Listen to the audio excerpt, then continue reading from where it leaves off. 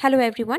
तो आज हम लोग आपके इंग्लिश एनसीईआरटी टेक्स्ट बुक के सेकंड पोएम जो कि है फायर एंड आइस उसको समझने जा रहे हैं। तो ये पोएम लिखा है रॉबर्ट फ्रॉस्ट ने। रॉबर्ट फ्रॉस्ट एक अमेरिकन पोइट थे। इनको अपने सिंपल और रियल राइटिंग्स के लिए जाना जाता है। हम लोग अपने रेगुलर लाइफ में जो भी सिचुएशंस फेस करते हैं ये मेनली उसी पर लिखा करते थे। इनकी पोइट्री भी ऑर्डिनरी लोगों के बारे में होती थी। तो ये तो हो गया रॉबर्ट फ्रॉस्ट के बारे में। तो अब हम लोग उनके पोएम जो कि है फायर एंड आइस उसको समझते हैं। तो फायर एंड आइस एक शॉर्ट और सिंबॉलिक पोएम है। सिंबॉलिक पोएम का क्या मतलब हुआ? सिंबॉलिक पोएम में कोई भी पर्सन, वर्ड, प्लेस, एक्शन को एज अ सिंबल यूज करते हैं एब्स्ट्रैक्ट आइडिया या मूड या इमोशन को एक्सप्रेस करने के लिए। तो यहाँ भी ये जो पोएम है उसमें फायर एंड आइस इसको एज अ सिंबल यूज किया गया है ह्यूमन इमोशन को एक्सप्रेस करने के लिए। यहाँ पे fire and ice literal meaning नहीं बता रहा है, ये आपको याद रखना है। यहाँ पे fire and ice literal meaning नहीं बता रहा है क्योंकि ये सिंबॉलिक पोएम है। यहाँ पर पोएट ने फायर एंड आइस को मेटाफोरिकली यूज किया है for the portrayal of human emotion. तो अब ये फायर एंड आइस कौन से ह्यूमन इमोशन को सिंबलाइज कर रहा है? फायर यहाँ पर डिजायर को एक्सप्रेस कर रहा है। Dzire, lust, grid. डिजायर का मतलब क्या होता है? वांट, स्ट्रॉन्ग फीलिंग होना कि नहीं ये चीज हमें चाहिए ही चाहिए, वो होता है डिजायर मीन्स वांट। दूसरा है आइस। तो आइस जो यहाँ हेट्रेड को एक्सप्रेस कर रहा है, इनसेंसिटिविटी को, कोल्डनेस को। हेट्रेड का मतलब क्या हुआ? नफरत करना, डिसलाइक करना या अपने मन में किसी के लिए नफरत रखना, किसी की फीलिंग को नहीं समझना, इनसेंसिटिव होना। तो इन शॉर्ट आपको याद रखना है कि फायर यहाँ पर डिजायर को एक्सप्रेस कर रहा है और आइस यहाँ पर एक्सप्रेस कर रहा है हेट्रेड को। ये पोएम एक बहुत डीप आइडिया को एक्सप्रेस कर रही है कि दुनिया दो तरीकों से खत्म हो सकती है और ये दोनों ही इक्वली कॉम्पिटेंट हैं। या तो दुनिया फायर से खत्म हो सकती है, नहीं तो आइस से खत्म हो सकती है। दोनों ही इक्वली कॉम्पिटेंट है। अब यहाँ दो ग्रुप है। एक ग्रुप का मानना है कि नहीं, दुनिया फायर से खत्म होगी। फायर डिजायर को एक्सप्रेस कर रहा है। आप लोगों को पोएम का लिटरल मीनिंग नहीं बल्कि मेटाफोरिकल मीनिंग ध्यान में रखते हुए इस पोएम को पढ़ना है, ये मत भूलिएगा। दूसरे ग्रुप का कहना है कि दुनिया आइस से खत्म हो जाएगी, यानी क्या कि दुनिया हेट्रेड यानी नफरत से खत्म हो जाएगी। दोनों में से कोई भी ज़्यादा हो जाए तो ऑब्वियसली दुनिया ख़त्म हो जाएगी। अभी जैसे विंटर के टाइम में सूरज की गर्मी हमें कितनी अच्छी लगती है ना, बस धूप में बैठे रहो, मज़े लो धूप का। और अगर वही सन अगर हमारे पास आ गया धीरे धीरे या बर्स्ट ही कर गया तो हम लोग एग्जिस्ट करेंगे नहीं ना। यानी क्या कि अगर हमारा डिज़ायर बढ़ते गया तो उसको सेटिस्फाई करने के लिए हम लोग दूसरों को मारेंगे या खुद को भी। ये इससे सेल्फ डिस्ट्रक्शन ही होगा। अब अगर हर जगह आइसी आइस हो जाए या ग्लेशियर मेल्ट हो जाए तब क्या हम लोग एग्जिस्ट करेंगे? नहीं ना। मीन्स क्या कि अगर सब एक दूसरे से नफरत करने लगेंगे, कोई किसी की फीलिंग को नहीं समझेगा तो ये तो अंदर ही अंदर हार्म करेगा ना हमें ही। Man is a social animal. तो अगर किसी से एसोसिएट ही ना करे, किसी के लिए अपने मन में हेट्रेड रखे तो ये हमें ही अंदर अंदर ब्रेक कर देगा। दोनों ही कंडीशन में चाहे वो डिजायर हो या हेट्रेड ज्यादा हो जाए तो सेल्फ डिस्ट्रक्शन ही होगा। वैसे भी excess of everything is bad. अब इतना तो हम लोगों ने समझ ही लिया। तो चलिए हम लोग अब इसका लाइन बाय लाइन इस पोएम का मीनिंग देखते हैं। हाँ, लेकिन आइस एंड फायर का मेटाफोरिकल मीनिंग ध्यान में रखते हुए इस पोएम को समझना है, ये मत भूलिएगा बिल्कुल भी नहीं। तो इस पोएम का फर्स्ट स्टैंजा है, some say the world will end in fire, some say in ice, from what I have tasted of desire I hold with those who favor fire। Favour करना यानी क्या? सपोर्ट करना, inclined होना उस चीज के तरफ। Some say the world will end in fire। कुछ कहते हैं कि दुनिया खत्म हो जाएगी फायर से। Some say in ice। कुछ कहते हैं आइस से। From what I have tasted of desire। तो मुझे जितना पता है डिजायर के बारे में, मैं जितना जानता हूँ डिजायर के बारे में, I hold with those who favor fire। तो मैं उनके साइड हूं जो फेवर करते हैं फायर को। Some say the world will end in fire, some say in ice। कुछ कहते हैं दुनिया खत्म हो जाएगी फायर से, यानी क्या कि हमारे डिज़ायर से, हमारा डिज़ायर बढ़ते जाएगा धीरे धीरे, उससे दुनिया खत्म हो जाएगी। कुछ कहते हैं आइस से, यानी क्या, हेट्रेड से खत्म हो जाएगी दुनिया। लोग एक दूसरे से नफरत करेंगे या अपने मन में किसी और के लिए नफरत रखेंगे और ये चीज अंदर ही अंदर ब्रेक करेगा हमें और इससे सेल्फ डिस्ट्रक्शन होगा। From what I have tasted of desire, I hold with those who favor fire. तो पोएट यहाँ पर कह रहे हैं कि मुझे जितना पता है डिज़ायर के बारे में, मैं जितना अवेयर हूँ डिज़ायर को लेकर, जानता हूँ डिज़ायर के बारे में, तो मैं उन लोगों के साइड हूँ, मैं उन लोगों को सपोर्ट करता हूँ जो फेवर कर रहे हैं फायर को, जिनका ओपिनियन है कि नहीं, फायर से दुनिया खत्म हो जाएगी, यानी हमारे डिज़ायर से।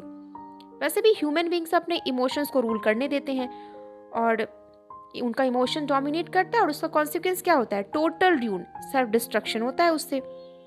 सी, desire is a part of every man's life and no matter how many blessings we have in life, we still crave for more.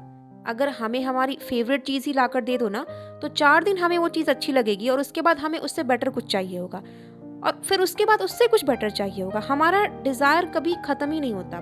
Human beings satisfy नहीं होते, फिर चाहे वो किसी कंट्री का किंग ही क्यों ना हो, को और ज़्यादा चाहिए होगा। डिज़ायर के कारण ही तो कितने किंगडम डिस्ट्रॉय हुए। एम्बिशियस किंग्स अपने किंगडम को और ज़्यादा बढ़ाने के डिज़ायर के कारण ही ना दूसरे किंगडम पर अटैक करते थे, फिर एनिमी किंगडम रिवेंज के लिए अटैक करते थे, अटैक बैक करते थे। इन सब में कितने ही लोग मारे जाते थे। अशोका द ग्रेट एम्परर, सब जानते ही है ना उनकी स्टोरी। उन्होंने अपने इस डिज़ायर के कारण ही ना कलिंगा पर अटैक किया।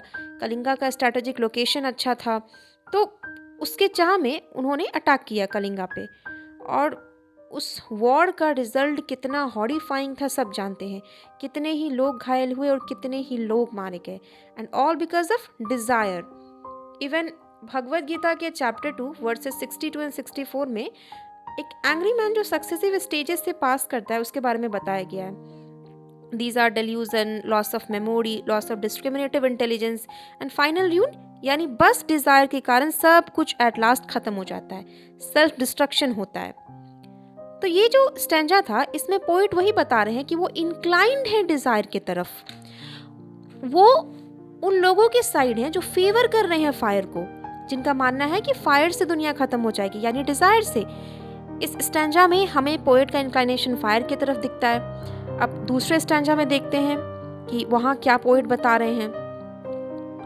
तो दूसरा स्टैंजा है, but if it had to perish twice, I think I know enough of hate to say that for destruction ice is also great and it suffice. यहाँ पे सफाइस का मतलब होता है पर्याप्त होना, यानी इनफ है, बहुत हो गया ऐसा। पेरिश का मतलब क्या होता है? नाश होना, खत्म हो जाना बिल्कुल। डिस्ट्रक्शन का मतलब क्या होता है? विनाश, खत्म बिल्कुल। But if it had to perish twice, लेकिन अगर इसको खत्म होना हुआ 2 बार, किसको? यानी अगर दुनिया को खत्म होना हुआ 2 बार, I think I know enough of hate, तो मुझे लगता है कि मैं इतना तो जानता ही हूँ हेट के बारे में, to say that for destruction ice is also great, कि ये कह सकूं कि विनाश के लिए आइस भी कम नहीं है, बेटर है वो भी, एंड इट सफाइस, और बिल्कुल पर्याप्त है। यानी इस स्टैंजा में पोएट कह रहे हैं कि अगर दुनिया को 2 बार खत्म होना हुआ, तो मुझे लगता है कि मैं इतना तो हेट के बारे में अवेयर हूं ही, वो इतना तो हेट के बारे में जानते ही हैं कि बोल सकते हैं कि डिस्ट्रक्शन के लिए आइस भी इक्वली कॉम्पिटेंट है और बिल्कुल पर्याप्त है। वो फायर से कम नहीं है आइस, यहाँ पे दोनों ही इक्वली कॉम्पिटेंट है। पोएट वही बता रहे हैं कि ह्यूमन के पास जो इनसेंसिटिविटी और हेट्रेड होता है, उसमें पोटेंशियल होता है इनर डिस्ट्रक्शन का। वो धीरे धीरे ही होता है, उसका प्रोसेस स्लो एंड स्टडी होता है, बट उसका इफेक्ट सेम होता है जैसा डिज़ायर का होता है हमारे ऊपर, यानी टोटल ड्यून। जितना फायर हमें हार्म करेगा उतना ही आइस भी हमें हार्म करेगा। जितना इम्पैक्ट डिज़ायर का होता है हमारे ऊपर, उतना ही इम्पैक्ट, वही इम्पैक्ट हेट्रेड का भी होता है। स्लो एंड स्टडी होता है हेट्रेड का, बट होता है। महात्मा बुद्ध का एक कोट है, holding on to anger is like grasping a hot coal with the intent of throwing it at someone else, you are the one who gets burned. इसका क्या मतलब हुआ कि गुस्से को अपने अंदर रखना, गुस्से को पकड़ के रखना, ये एक गरम कोल को पकड़ के रखने जैसा है, और इस मंशा से कि आप उसको किसी और पे फेंक देंगे, लेकिन सबसे पहले आप ही जलते हो उससे। हम अपने अंदर गुस्सा रखते हैं किसी के लिए, डिसलाइक रखते हैं किसी के लिए अपने अंदर, और सोचते हैं कभी ना कभी तो निकाल देंगे उस पे, लेकिन क्या वो जो गुस्सा होता है हमारे अंदर, नफरत होता है किसी और के लिए, वो धीरे धीरे अंदर ही अंदर स्लो एंड स्टेडी वो हमें ब्रेक करता है। इससे क्या होगा, हमें ही हार्म होगा, सेल्फ डिस्ट्रक्शन होगा इससे। When one feels like they have been seriously wronged or victimized by someone, their discontent and anger carries with it the potential seeds of hatred. और वही हेट्रेड अंदर ही अंदर बढ़ते जाता है, जिससे सेल्फ डिस्ट्रक्शन होता है। एक रियल स्टोरी है, native American in origin. Grandfather अपने ग्रैंडसन को बताते हैं कि उसके अंदर 2 उल्फ्स हैं। उल्फ्स मीन्स भेड़िए, जो स्ट्रगल कर रहे हैं एक दूसरे से। एक उल्फ है पीस, लव एंड काइंडनेस का, दूसरा है फियर, हेट्रेड और ग्रीड का। देन ग्रैंडसन पूछता है कि विच उल्फ विल विन ग्रैंडफादर, कौन उल्फ जीतेगा ग्रैंडफादर। तो ग्रैंडफादर का रिप्लाई होता है which ever you feed, feed का मतलब खिलाना, यानी क्या कि हम जिसको चांस देंगे, जिसको डोमिनेट करने देंगे, जिसको हावी होने देंगे अपने ऊपर। और आज के टाइम पे हम लोग हेट्रेड को ही फीड कर रहे हैं। इसीलिए तो पोइट ने इस स्टैंजा में मेंशन किया है कि that for destruction ice is also great. वो फायर से कम नहीं है, दोनों ही इक्वली कॉम्पिटेंट है इस वर्ल्ड को डिस्ट्रॉय करने के लिए, खत्म करने के लिए। डिजायर भी डिस्ट्रॉय ही करेगा और हेट्रेड भी डिस्ट्रॉय करेगा, दोनों ही हमें हार्म ही करेगा। तो चलिए हम लोग एक बार इस पोएम का साथ में मीनिंग देखते हैं। Some say the world will end in fire, some say in ice. From what I have tasted of desire, I hold with those who favor fire. कुछ कहते हैं कि दुनिया खत्म होगी फायर से, कुछ कहते हैं आइस से, लेकिन मुझे जितना पता है डिजायर के बारे में, मैं जितना अवेयर हूं डिजायर के बारे में, तो मैं उन लोगों के साइड हूं जो फेवर करते हैं फायर को, जिनका ओपिनियन है कि दुनिया फायर से ख़त्म होगी, यानी डिज़ायर से, हमारे डिज़ायर से ख़त्म होगी दुनिया। पोएट यहाँ पे उन लोगों को सपोर्ट कर रहे हैं, उन लोगों के साइड हैं, यानी उन लोगों के साइड है जिनका ओपिनियन है कि फायर से दुनिया ख़त्म हो जाएगी, जो मानते हैं कि डिज़ायर से दुनिया ख़त्म हो जाएगी। तो इस स्टैंजा में तो हमें पोएट का इंक्लाइनेशन दिखता है फायर के साइड पे, यानी डिज़ायर के साइड पे। तो दूसरा stanza, but if it had to perish twice, I think I know enough of hate to say that for destruction ice is also great and it suffice. लेकिन अगर दुनिया को 2 बार खत्म होना हुआ, तो मुझे लगता है कि मैं इतना तो जानता ही हूँ हेट के बारे में, इतना तो पता ही है मुझे हेट के बारे में कि ये बोल सकूं कि डिस्ट्रक्शन के लिए, विनाश के लिए आइस भी कम नहीं है फायर से। जितना इम्पैक्ट आइस डालेगा उतना ही फायर भी डालेगा, और आइस भी बिल्कुल पर्याप्त है, कम बिल्कुल भी नहीं है वो। तो दूसरे स्टैंजा में हमें दिखता है कि पोएट यहाँ पे आइस के तरफ भी इंक्लाइंड है। पोएट यहाँ पे आइस एंड फायर दोनों को इक्वली कॉम्पिटेंट मानते हैं, दोनों में से कोई कम नहीं है, दोनों ही इक्वली कॉम्पिटेंट है इस वर्ल्ड को डिस्ट्रॉय करने के लिए।